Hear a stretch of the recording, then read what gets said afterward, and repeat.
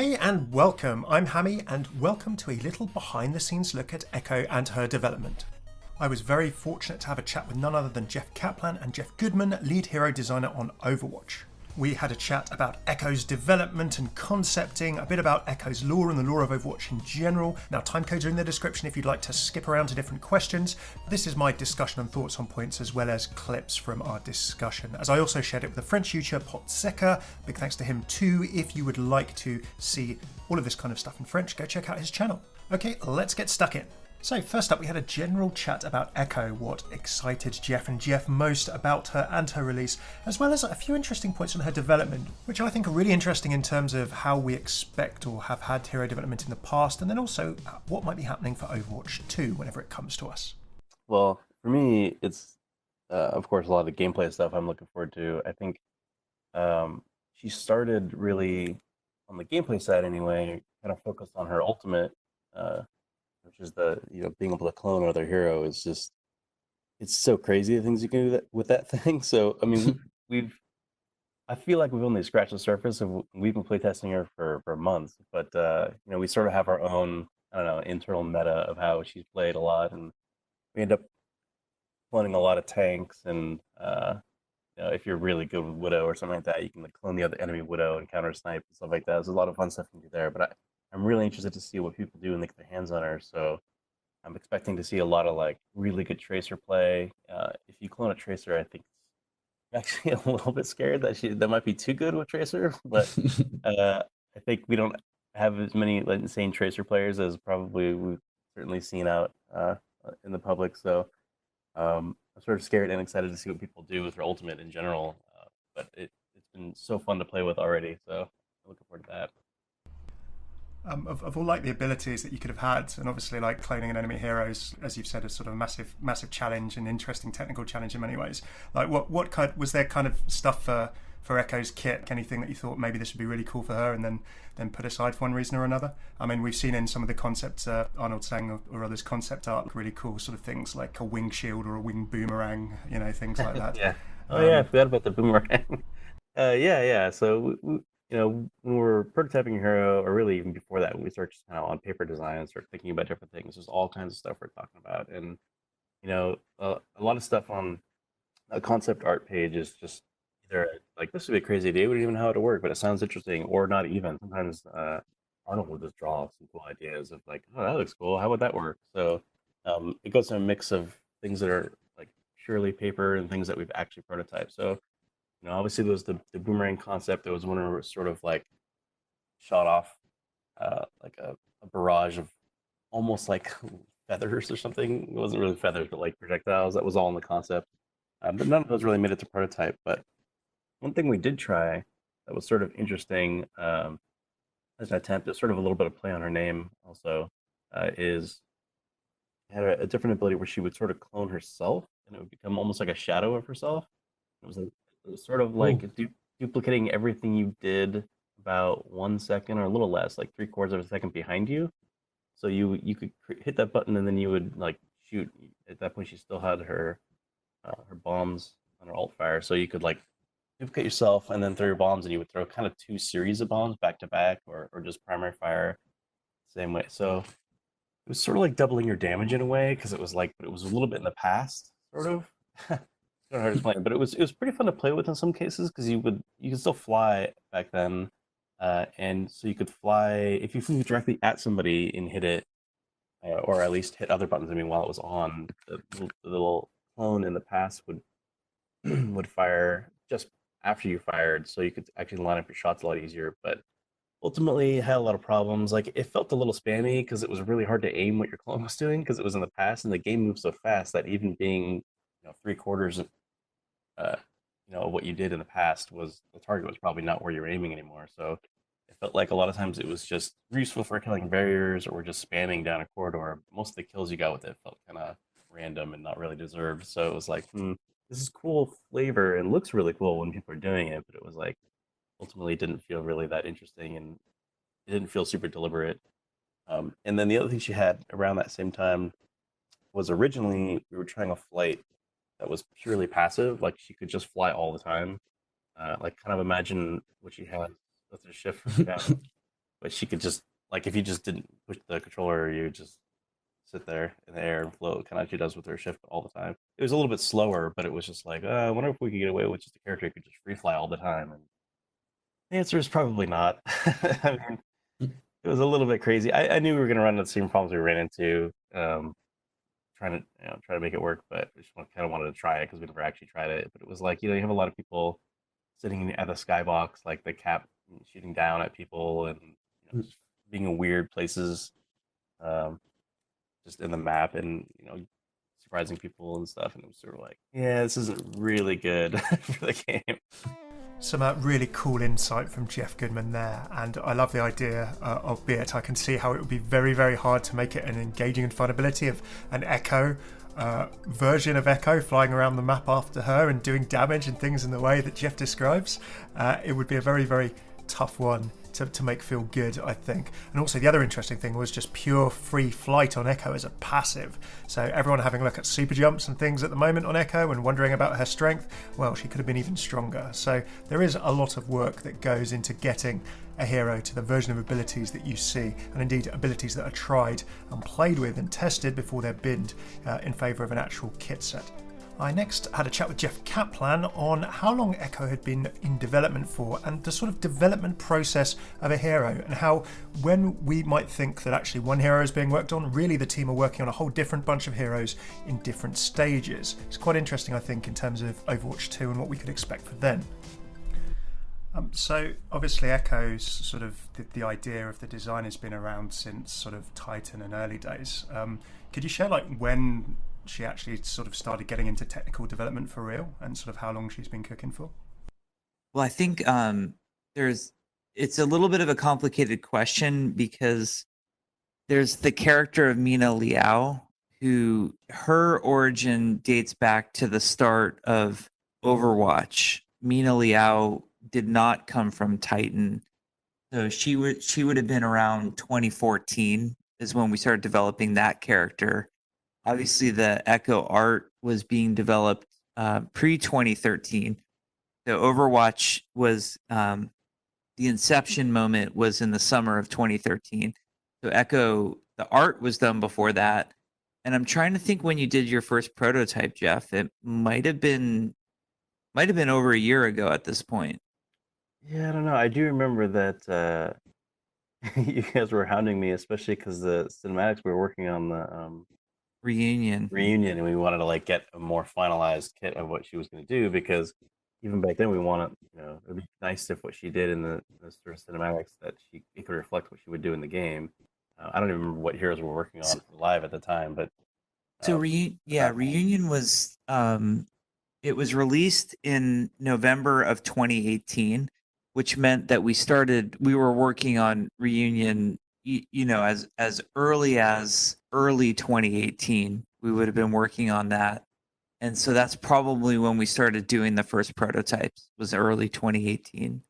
So there, I found it really interesting because it's an insight into how long Echo in some form or another has been developing hero-wise, and a lot of the heroes that we may see, or indeed we've seen released, have probably been in development, some maybe shorter, but others maybe just as long, whether it's early art or having abilities. And I found it particularly interesting as well, the note on animated shorts. So if we see someone in an animated short in some form or another, like we saw Echo in Reunion, then it's working out her kit and similar that far perhaps in advance in terms of prototypes. So heroes can be cooking for quite a long time. I then somewhat inarticulately tried to sort of ask Jeff and understand how the hero development process works, and it's very interesting in his answer that he says a lot of stuff is being done at the same time, a lot of different things are being worked on at the same time, and that includes heroes. So I think that if you've ever wondered what, say, a particular part of the Overwatch team has been working on at any given time, then this insight into the general development process of the live game of heroes, of maps, and also of Overwatch 2 gives you an idea that there are generally a lot of balls in the air being juggled. So yeah, I guess it's interesting in terms of, you've had panels at BlizzCon before with the cinematics team, and there's one that I always remember, which is talking about the amount of art hours and work that went into the initial Overwatch launch cinematic back in 2014, and then the process of how the story could be made more quickly to the same sort of quality and expectations, but with less. Like, I never understood how much technical processing it required to render Reaper's shadow, for example, like in Infiltration. Yeah. So if Echo is sort of being worked on from that point, I guess the reason I asked it's just interesting, not a question, but sort of working towards when Overwatch 2 is, and if the process is sort of that long and then you multiply it by a bunch of new heroes, I guess people sometimes probably think that these things take a lot less time than they actually do. Oh yeah. Well, what's nice and what's actually a fun part of the creative process, but works well for production as well, is we usually have a lot of things going on, whether you're talking about the animated shorts or brand new hero development. It's all going on at the same time, and we usually have multiple things happening at once, which for us is a lot of fun creatively. But it also allows us to stress different parts of the team and focus different parts of the team on development. So, Jeff can be very involved in early prototyping of new heroes. It's happening all the time. And our character art team could be working on a totally different hero than Jeff's focus on at that time. And it sort of staggers the pipe. And in a lot of ways, the best case scenarios are when we're working on multiple things at once, because then if we're experiencing, like, sometimes you'll need new technology, in the case of Echo, like her ultimate ability was one of the more challenging things, and if we need an engineer to focus on that ultimate for some period of time, Jeff and the art team can go and focus on another hero. They can go focus on an Overwatch 2 hero and keep production moving forward at all times. So it's best for us. The original game was really like your most opportune moment where we had 21 heroes. And I remember Jeff and the hero team just bouncing around constantly to whoever they could work on at any time. And it actually made for a good process.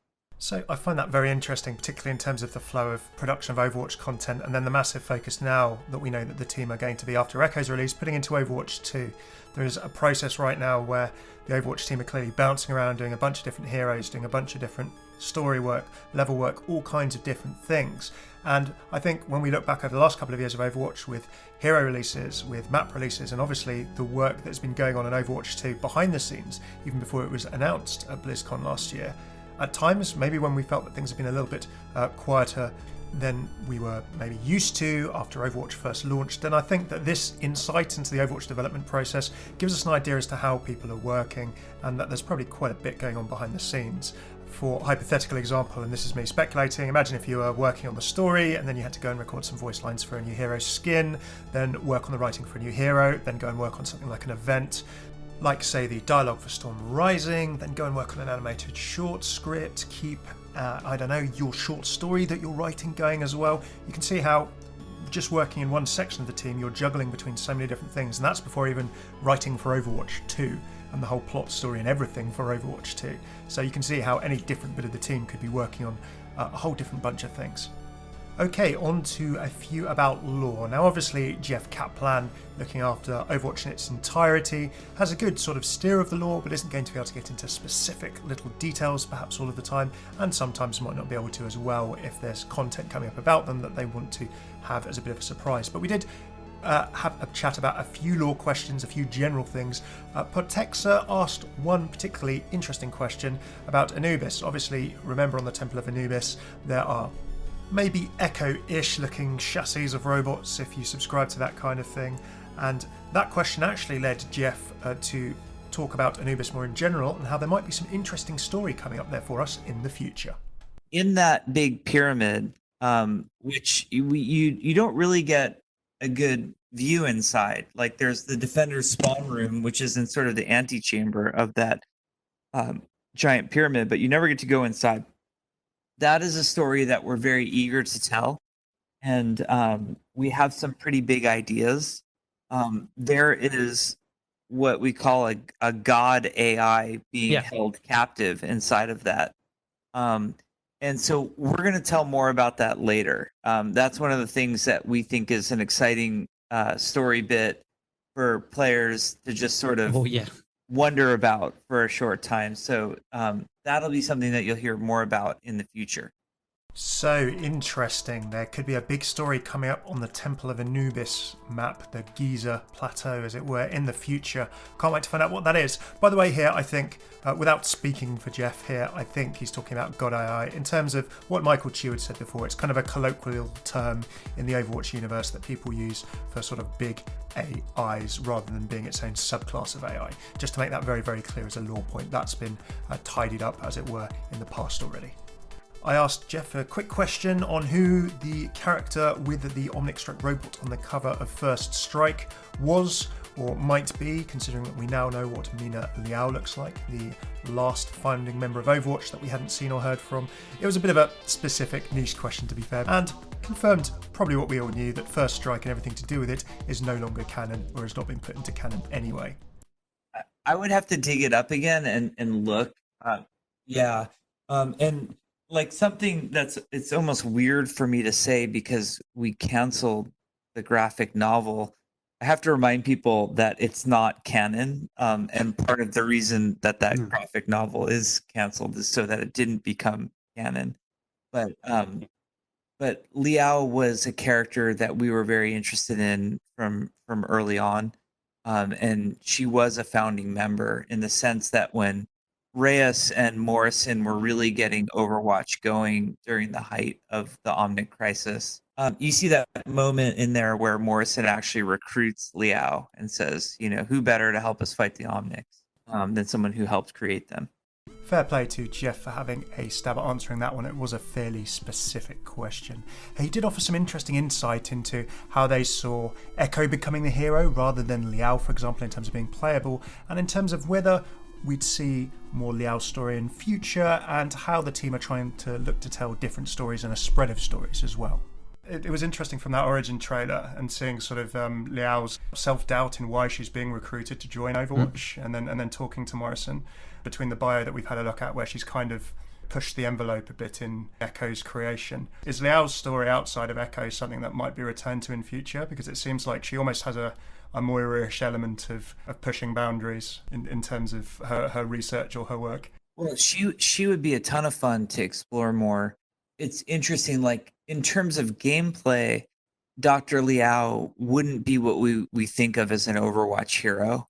Like I wouldn't expect her to come out and have all of these amazing abilities, because she's basically a roboticist and an AI expert. Not that roboticists and AI experts can't be heroes in our world.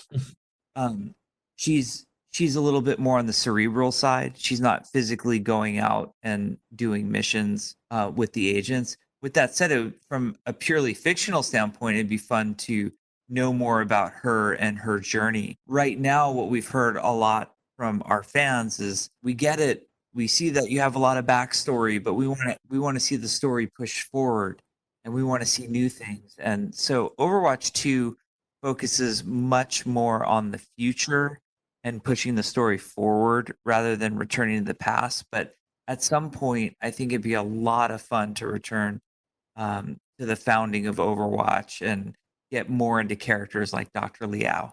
So, from the announcement of Overwatch 2, we kind of knew this already, but it's interesting to hear Geoff saying we hear the community feedback loud and clear that people want to see the story move forward, which, to be honest, quite a lot of people, myself included at points, have been sort of talking about as something that we'd like to see. So there we have it. Maybe no Dr. Liao right now, but things like Overwatch's first novel, The Hero of Numbani, will be exploring Efi and Orisa's story, and Doomfist in a lot more detail. The novel by Nikki Drayden is probably going to be out hopefully sometime in the middle of this year, maybe towards the summertime. We'll see how it goes. So there are going to be ways that the Overwatch team is exploring the past, the backstory, the rich world that has already existed, but Overwatch 2 will be taking us firmly to the present, future and beyond. And I'm pretty excited for that.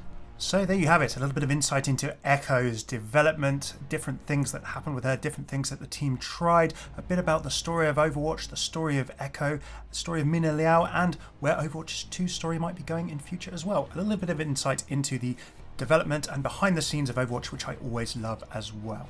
Hope you enjoyed that. Big thanks to Blizzard for making that possible. If you like this video, please throw a like and subscribe. Do let me know your favourite insights from the video and what you thought in the comments below. and check out all of my other Echo videos, lore, covering the teasers, some exclusive gameplay I had a look at, and all of her abilities in the playlists here, as well as all of my Overwatch lore story interactions and voice lines, and talking about Overwatch's world and story over the last 5 years. Big thanks to my patrons on Patreon, without whom a bunch of my videos, and indeed a lot of the stuff I've done for you over the last few years, wouldn't have been possible. If you'd like to see how you could support the channel from just $1, pound, groat or bag of buttons per month, I may also accept D20s. Check out patreon.com/Hammeh, where you'll get a few little previews, a bit of behind the scenes and more. It's just being revamped at the moment, but looking to start again at the beginning of April, so you can check out patreon.com/Hammeh. Cheers for tuning in. I've been Hammeh. Take it easy.